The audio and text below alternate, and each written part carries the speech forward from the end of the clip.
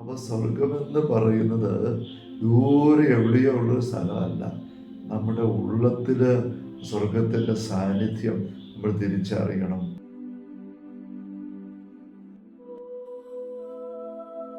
ഈശോ മിശിഹായ്ക്ക് സ്തുതിയായിരിക്കട്ടെ. ഈശ്വരന്റെ പ്രിയപ്പെട്ട സഹോദരരെ, നിങ്ങൾ ഇപ്രകാരം പ്രാർത്ഥിക്കുവിൻ എന്നുള്ള പൊതു ശീർഷകത്തില് നമ്മൾ വചന വിചിന്തനങ്ങൾ കണ്ടുകൊണ്ടിരിക്കുകയാണല്ലോ. അതിന്റെ 15ാമത്തെ സെഷനിലേക്ക് ഈശോയുടെ നാമത്തിൽ ഹൃദ്യമായ സ്വാഗതം. Hallelujah, hallelujah, hallelujah. പ്രിയപ്പെട്ട സഹോദരരെ, നമ്മൾ കർത്തൃ പ്രാർത്ഥനയെ കുറിച്ചാണല്ലോ ചിന്തിക്കുന്നത്. സ്വർഗസ്ഥനായ ഞങ്ങളുടെ പിതാവേ എന്നുള്ള സംബോധനയെ കുറിച്ചുള്ള വിചിന്തനങ്ങളാണ് നമ്മൾ. പിതാവേ എന്നുള്ളത് കണ്ടു, ഞങ്ങളുടെ എന്നുള്ളത് നമ്മൾ വിചിന്തന വിഷയമാക്കി. സ്വർഗസ്ഥനായ അതേക്കുറിച്ച് നമ്മൾ ചിന്തിക്കുകയായിരുന്നു. അപ്പോൾ നമ്മുടെ ജീവിതത്തിലേക്ക് നമ്മൾ നോക്കുമ്പം ഈ സ്വർഗത്തിൻ്റെ ഒരു അനുഭവം എങ്ങനെ നമ്മൾ തിരിച്ചറിയേണ്ടത്. സഭയുടെ മതബോധന ഗ്രന്ഥത്തിൽ 2794 നമ്പറിൽ നിന്നും നമ്മൾ കഴിഞ്ഞ സെഷനിൽ വായിക്കുകയുണ്ടായി. അപ്പം ഈ സ്വർഗമെന്ന് പറയുന്ന ഒരു സ്ഥലത്തെ അല്ല, അവസ്ഥയാണ് സൂചിപ്പിക്കുന്നത്. ഇത് നമ്മൾ മനസ്സിലാക്കണം. എന്ന് ഇവിടെ സഭ പഠിപ്പിക്കുകയായിരുന്നു. ആ ദൈവത്തിന്റെ അകൽച്ചയല്ല, ദൂരെയുള്ള ദൈവത്തെക്കുറിച്ചല്ല, മറിച്ച് ദൈവത്തിന്റെ പ്രതാപത്തെക്കുറിച്ചാണ് കാണിക്കുക. അടുത്ത വാക്യം ഇവിടെ തുറന്ന് വായിക്കുകയാണ്. 2794 ഖണ്ഡിക തന്നെ, നമ്മുടെ പിതാവ് മറ്റെവിടെയോ അല്ല എന്ന് പറഞ്ഞിരിക്കുകയാണ്. ചിന്തിക്കുമ്പോൾ നമ്മൾ ഓർമ്മിക്കും, സ്വർഗത്തിന്റെ ദർശനം വെളിപാട് പുസ്തകത്തിൽ കാണുന്നുണ്ടല്ലോ. വലിയ സിംഹാസന ദൈവമായ കർത്താവ് ഇരിക്കുന്നു, മലാഖമാർ ചുറ്റും നിന്നുകൊണ്ട് ആരാധിക്കുന്നു, സ്തുതിക്കുന്നു. തീപന്തങ്ങൾ പോലെ ശബ്ദാത്മാക്കൾ ചുറ്റും നിൽക്കുന്നു. വെള്ളയും കഴിഞ്ഞ് വലിയ വിശുദ്ധരുടെ വലിയ സമൂഹം, അങ്ങനെ എല്ലാം കാണുന്നിടത്ത് ഇത് കണ്ട കാര്യങ്ങൾ എന്താണ്? ദർശനത്തിൽ കാണുന്ന അരൂപിയുടെ കാര്യങ്ങൾ നമ്മൾ ഭൂമിയിലായതുകൊണ്ട്, പദാർത്ഥ ലോകത്തായതുകൊണ്ട് നമുക്ക് തിരിയുന്ന പോലെ ദൈവം കാണിച്ചു തരുന്നതാണ്. രൂപങ്ങളിൽ കാണിച്ചു തരിക. നമുക്ക് രൂപങ്ങളിൽ നമുക്ക് കാണാൻ പറ്റുള്ളൂ. എന്നാൽ ആത്മീയ അനുഭവങ്ങൾ മുന്നേറി കഴിയുമ്പം രൂപങ്ങളില്ലാതെ ആത്മീയ കാര്യങ്ങൾ ബോധ്യപ്പെടുന്നൊരു തലമുണ്ട്. വിശുദ്ധ അമ്മ ത്രേസ്യയൊക്കെ ആത്മീയ കാര്യങ്ങൾ, മിസ്റ്റിക് അനുഭവങ്ങൾ പങ്കുവെക്കുമ്പോൾ നമ്മുടെ യൂട്യൂബിൽ പങ്കുവെച്ചതായ ആഭ്യന്തര ധർമ്മീയ ആത്മീയത കുറച്ചവർ കൂടിയിട്ടുണ്ട്, അവരെ കൂടണം.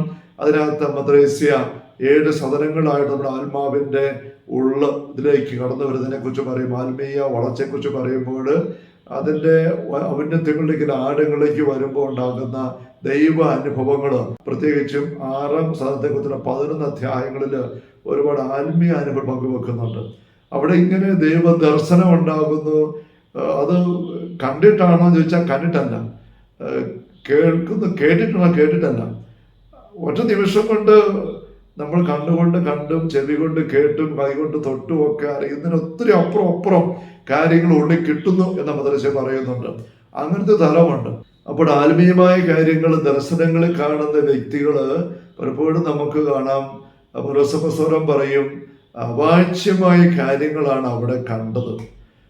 2 കൊരിന്തോസ് 12 ആദ്യ വാക്യങ്ങളിൽ അവാച്യമായ കാര്യങ്ങൾ, മനുഷ്യഹൃദയം അത് ആസ്വദിച്ചിട്ടില്ല, അത് തിരിച്ചറിയാൻ പറ്റിയ, കണ്ണുകൾ കാണാൻ പറ്റിയ അങ്ങനത്തെ കാര്യങ്ങളാണ് എന്ന് പറഞ്ഞിട്ട് ഓരോ സഭസ്ഥരും താൻ കണ്ട 3 സ്വർഗത്തിന്റെ അനുഭവങ്ങളൊന്നും വിവരിക്കുന്നില്ല.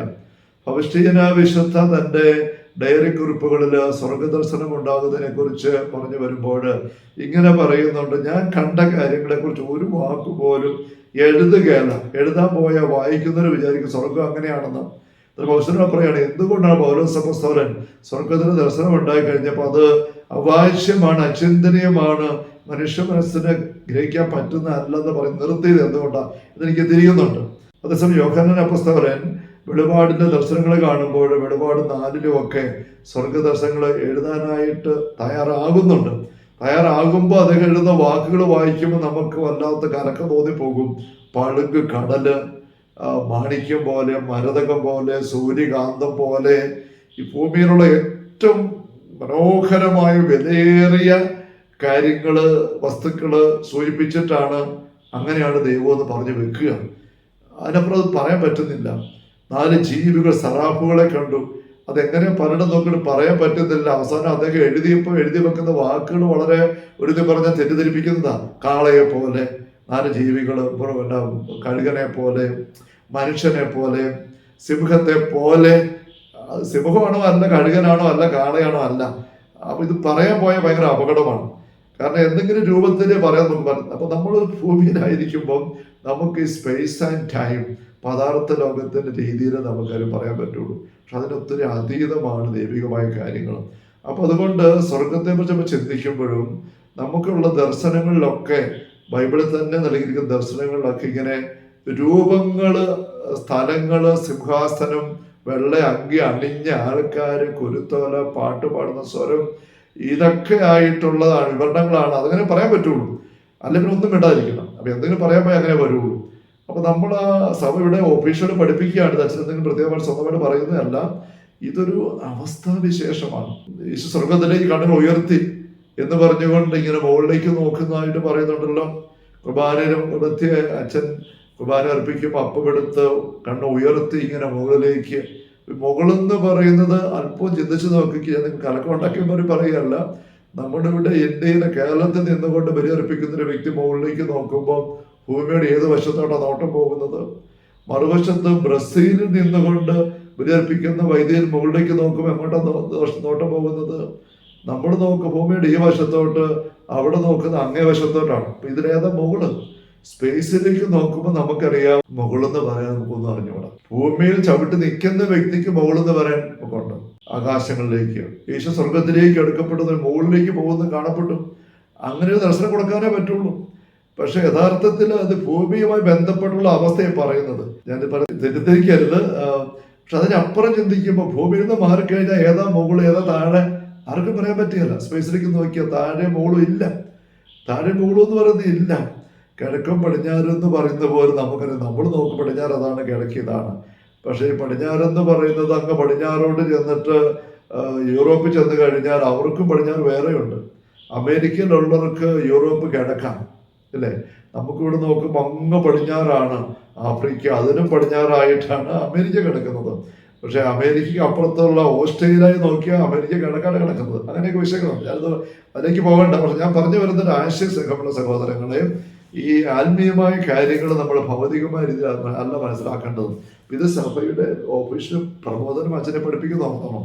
സ്വന്തമായിട്ട് കലക്കം ഉണ്ടാക്കുന്നതല്ല, ആഴപ്പെടെ ചിന്തയാണ്. നമുക്ക് തൽക്കാലം സ്വർഗം, ആ സ്ഥലം, ശുദ്ധീകരണ സ്ഥലം, നരകം, അങ്ങനെ സ്ഥലം, അങ്ങനെ ചിത്രം മനസ്സിൽ വെക്കുക. കാരണം നമുക്ക് ഭാവനയിൽ നമ്മുടെ ചിന്തയിൽ അങ്ങനെ ചിന്തിക്കാൻ പറ്റുള്ളൂ. പക്ഷെ അതിനപ്പുറം നമ്മൾ ചിന്തിക്കുമ്പോൾ ഇവിടെ സഹോദരനെ പഠിപ്പിക്കുകയാണ്, ഇതൊരു സ്ഥലത്തെ അല്ല, സ്പേസിനെ അല്ല, മറിച്ച് അവസ്ഥയാണ് കാണിക്കുന്നത്. ദൈവത്തിന്റെ പ്രതാപത്തിന്റെ അവസ്ഥയാണ്. അതുകൊണ്ട് എന്താണ്, നമ്മുടെ പിതാവ് മറ്റെവിടെയോ അല്ല, മറ്റെവിടെയോ അല്ല എന്ന് പറഞ്ഞിരിക്കുകയാണ്.